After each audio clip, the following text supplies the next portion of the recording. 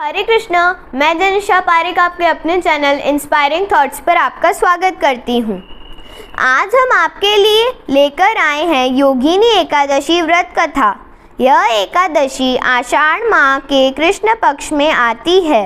यह एकादशी बड़े से बड़े पाप को भी नष्ट करने की क्षमता रखती है। इस एकादशी के व्रत से 88,000 ब्राह्मणों को भोजन कराने के समान ही पुण्य मिलता है तथा हर प्रकार के पापों से मुक्ति होकर आध्यात्मिक लोक को प्राप्त करता है। तो चलिए इस परम पवित्र योगिनी एकादशी के उपलक्ष्य में आज हम इस पौराणिक कथा का श्रवण करते हैं। योगिनी एकादशी आषाढ़ कृष्ण पक्ष श्री ब्रह्म वैवर्त पुराण की कथा।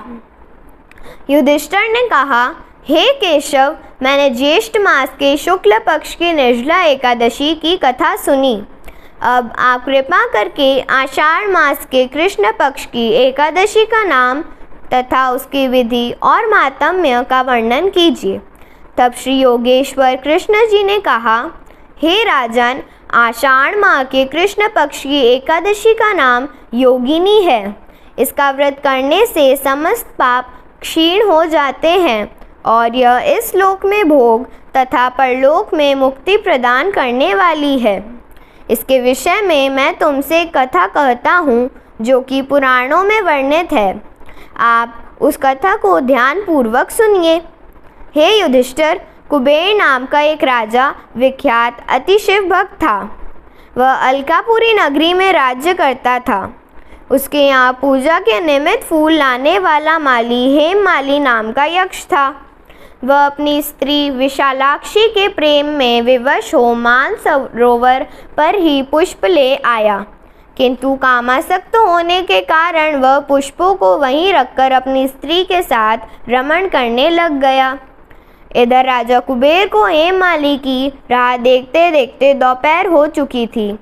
अतः राजा ने क्रोधित होकर यक्षों को आज्ञा दी कि तुम शीघ्र जाकर पता करो कि हेममाली का अब तक पुष्प न लाने का क्या कारण है। राजा की आज्ञा से यक्षों ने हेममाली का पता लगाकर कुबेर को सूचना दी कि वह अभी तक अपनी स्त्री के साथ रमण में तल्लीन है। इस कारण वह आपके पास फूल लेकर नहीं आ पाया है। यक्षों की बात सुनकर राजा ने हेममाली को उपस्थित होने का आदेश दिया। राजा की आज्ञा से हेममाली डरता कांपता राजा के सम्मुख उपस्थित हुआ। तब भय के कारण उसने राजा को प्रणाम भी नहीं किया। हेममाली को देखकर राजा को अत्यंत क्रोध आया और क्रोध के कारण राजा ने कहा, अरे पापी, महानीच कामी, तूने मेरे परम पूज्य ईश्वरों के सभी ईश्वर श्री शंकर जी का अनादर किया है।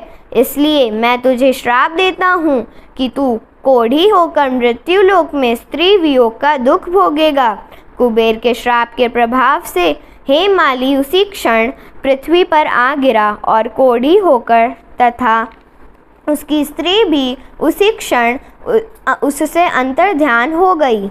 वह मृत्यु लोक में आकर अत्यंत दुख भोगने लगा, किंतु शिवजी की भक्ति के प्रभाव से उसकी बुद्धि अभी भी मलिन नहीं हुई थी। वह अपने पूर्व जन्म के कर्मों का स्मरण करता हुआ हिमालय पर्वत की ओर चल दिया। तब वह कुछ दिनों मार्ग में चलने के पश्चात मार्कंडेय मुनि के आश्रम में पहुंचा। मार्कंडेय मुनि का आश्रम ब्रह्मा की सभा के समान शोभायशील प्रतीत हो रहा था।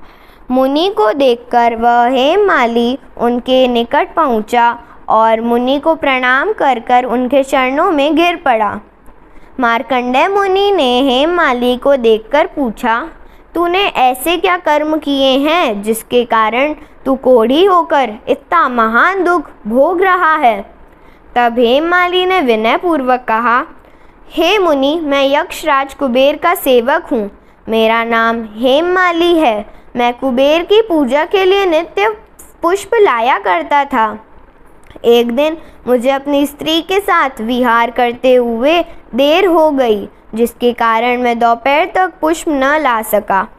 कुपित होकर राजा ने मुझे श्राप दे दिया कि तू कोढ़ी होकर मृत्युलोक में स्त्री वियोग का दुख भोग। मेरे कोढ़ी होने और दुख उठाने का यही कारण है। हे मुनि, कृपा करके आप मुझे ऐसा उपाय बताइए जिससे मेरी मुक्ति हो। मार्कंडेय मुनि ने कहा, हे माली, यदि तू आषाढ़ माह के कृष्ण पक्ष की योगिनी नामक एकादशी का व्रत करता है तो अवश्य तेरा कल्याण होगा। मुनि के कहने पर हेममाली ने विधि अनुसार योगिनी एकादशी का व्रत किया, जिसके प्रभाव से वह अपने स्वरूप को प्राप्त हो अपनी स्त्री के साथ विहार करने लगा।